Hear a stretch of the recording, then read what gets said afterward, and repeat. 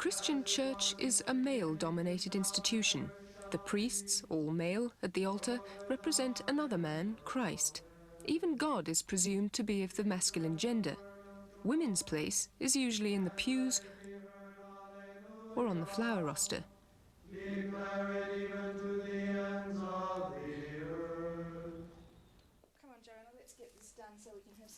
That's the attitude that sent Caroline Pearce packing. She's heading for self-imposed exile in the United States until the day when the Anglican Church will recognise her conviction to become a parish priest. She's a quiet militant, but she wants a new role for women in church. I don't think I feel bitter. I have been angry, and I think I've dealt with that anger. I feel sad, very sad that someone who's lived 40 years of her life in Australia has no choice but to go. And I see it, that the stage I've got to, I don't have any choice. Still, it hasn't been an easy decision, involving the uprooting of 3 teenage daughters to spend years away. 16-year-old Joanna has mixed feelings. Do you understand your mother's problem? Do you sympathise with her, the fact that she can't do what she wants to do here? Sort of. I don't really understand it very well. But I think it's good that she wants to do it, but I'd rather it was somebody else, not her.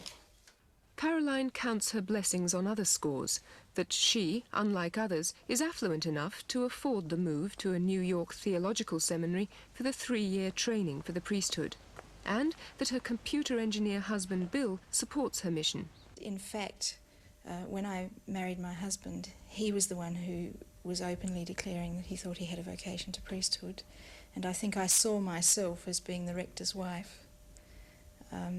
Now, in fact, he found his niche in other things and didn't choose to pursue that. But my sense of calling has just deepened as the years have gone on. So has the opposition of high and low church Anglicans to the notion of church women in positions of power. The traditionalists' objections boil down to these. Theological precedent: Christ's disciples, the original priests, were, after all, men. Sociological reasoning: a congregation wouldn't accept leadership by a woman. And ecumenical harmony: while Roman Catholics deny women priesthood, the Anglicans, they say, should stay in step.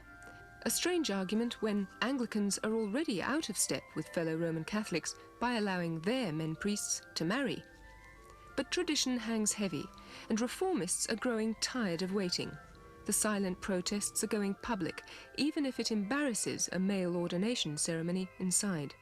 The Church has been saying to women that their role is to be wife and mother, and only that, and that their ministry should be particularly in caring for other people and in doing the traditionally feminine roles. When you sat in church and you sat in prayer, what sort of contradictions were going through your mind? Because your own church was telling you that what you wanted wasn't acceptable. Yes, it was really telling me that I wasn't, it was denying part of my person, that I felt that I had these God-given gifts which I would like to offer back to God through the church. And the church was saying, well, we're not interested. Hello, here you are. This is a like-minded rebel who's done what Caroline is setting out to do.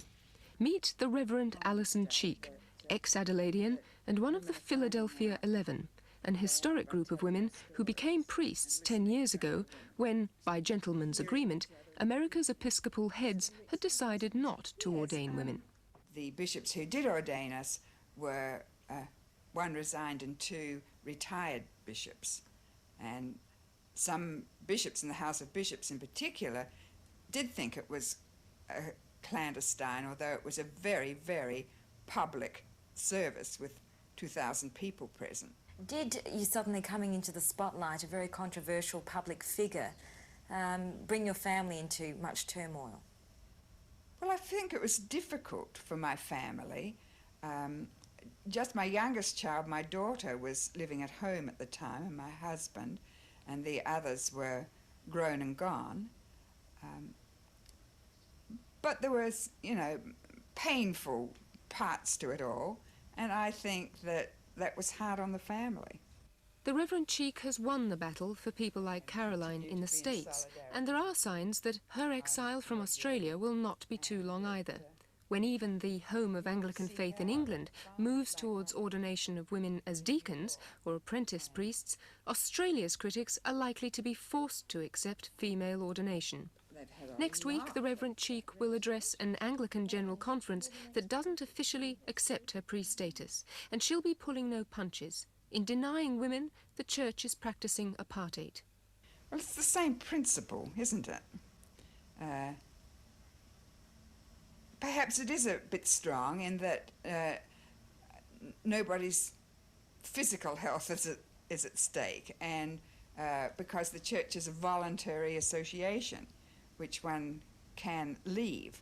But the same principle applies of looking upon certain persons as inferior to other persons.